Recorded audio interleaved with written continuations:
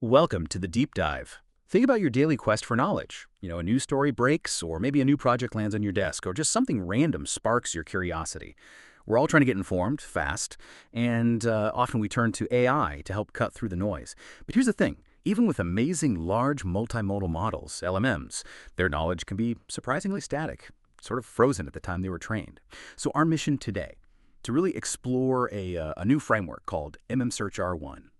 This isn't just about teaching these models how to search online. It's about teaching them the, let's say, intelligent art of knowing when they actually need to search. We're basing this deep dive on a really interesting research paper called MMSearch-R1, Incentivizing LMMs to Search. All right, let's jump in. We've all seen how impressive LMMs can be, right? Understanding images, text. They're becoming really practical assistants. But there's this fundamental challenge they still face. There really is. The core limitation stems from how they learn. Current LMMs basically ingest enormous amounts of visual and text data. Think of it like a giant fixed library. This creates what we call static knowledge. So they really struggle with questions needing very up-to-date or super specific info.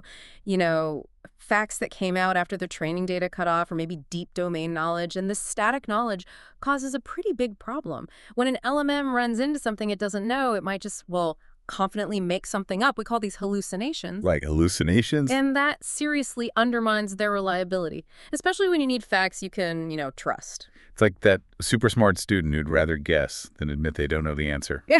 Definitely a barrier to trust.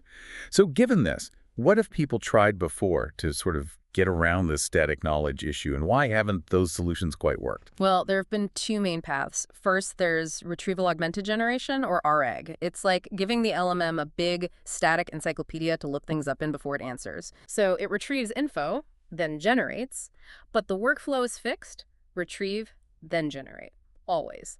This can lead to grabbing too much stuff, over-retrieval. It uses a lot of computing power, and it kind of assumes everything needed is already in that encyclopedia. It doesn't handle brand new information well. So it's always looking things up, even if it doesn't need to. That's a big part of the inefficiency, yes. The second approach is using prompt-engineered agents. These are models set up to interact with search engines like Google. Oh, okay. But the key weakness there is that the model itself isn't really learning from the experience. Its core programming, its parameters aren't optimized through that interaction. It's like giving someone instructions, but they don't fundamentally learn how to best use the tool. So RIG is stuck with its fixed database and process, always retrieving, and these prompt agents can search, but they don't really learn how to search effectively or efficiently. Is that where MMSearch-R1 comes in? To teach that adaptive learning? That's the core idea. MMSearch-R1 is described as the first end-to-end reinforcement learning framework designed to let LMMs do on-demand, multi-turn search in real-world internet environments. On demand. So searching only when needed. Right. It's not just searching blindly. It's learning to make a judgment call. Do I know this, or do I need to look it up? The framework specifically trains LMMs on three key things. 1, when to search. That's crucial for efficiency. 2, what to search for, making sure the search query is actually useful. And 3, how to reason over the search results. It gets back to construct a good answer. That sounds like a major step up. What tools does it actually give the LMM to perform these searches? It gets a pretty neat toolkit. First, an image search tool. This uses SIRPAPI, which is a robust web search API. It helps the model figure out unfamiliar images by fetching related web page thumbnails and titles. So if it sees a picture, it doesn't recognize. It can go look for similar images online, yeah. Then there's a text search tool. This also uses SIRPAPI for the basic web search, but it adds GinaReader to fetch and clean up the content from web pages, and a summarization model, Qwen332b in this case, to boil down the important bits. This lets the LMM generate its own text search query, pull relevant pages, and then quickly digest the text information it finds. Wow. Okay, that's comprehensive. But the really clever part seems to be how it learns to use these tools, not just having them available.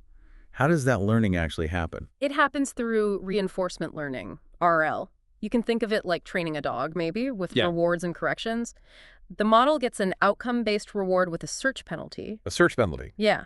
It gets rewarded for giving the right answer, but the reward is reduced if it used a search tool when it perhaps didn't need to if the answer was already in its internal knowledge. So it encourages trying internal knowledge first. Exactly. It encourages the model to rely on what it knows and only search when necessary. The specific algorithm they use is called Group Relative Policy Optimization, GRPO. It's essentially a smart way for the model to learn from different scenarios and refine its search strategy over time. And crucial to this training is a special dataset they built called Factual VQA, or FVQA. It's a multimodal search VQA dataset. The key thing is its balance. It has both search-required and search-free samples. So questions it needs to search for and questions it should know already. Right. That mix is vital. It teaches the model not just when to search, but just as importantly, when not to.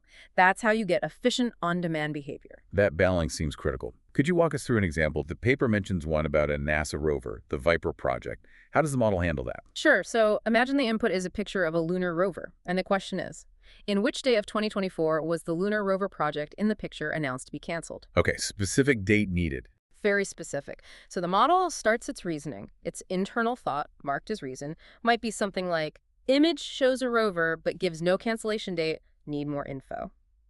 Based on that, it decides to trigger an image search, searching Bishop. Trying to identify the rover first. Exactly. The image search results come back. They might identify the Viper lunar rover project and mention cancellation, but maybe not the exact date. So the model reasons again.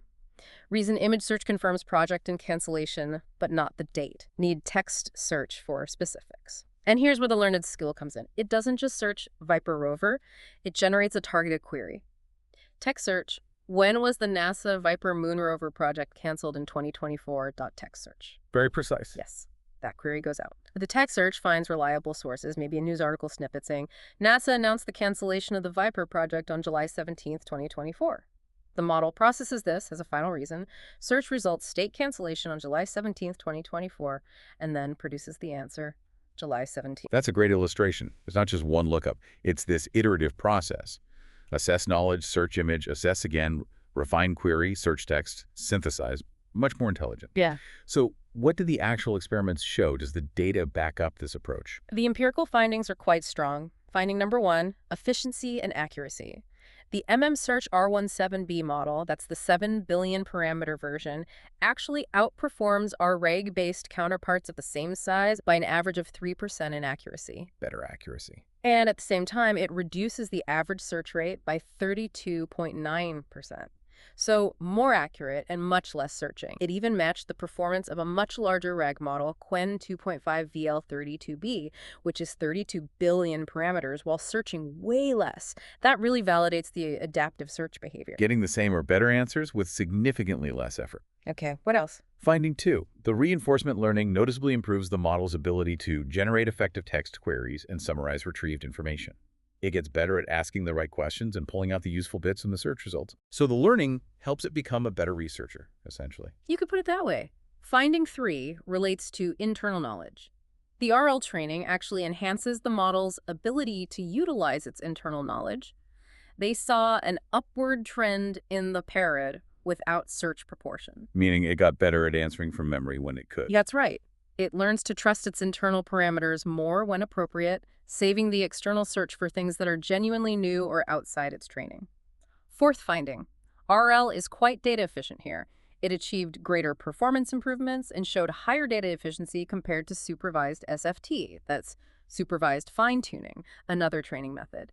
It actually outperformed SFT even though it was trained on only about half as much data. Wow, better results with less training data. That's significant.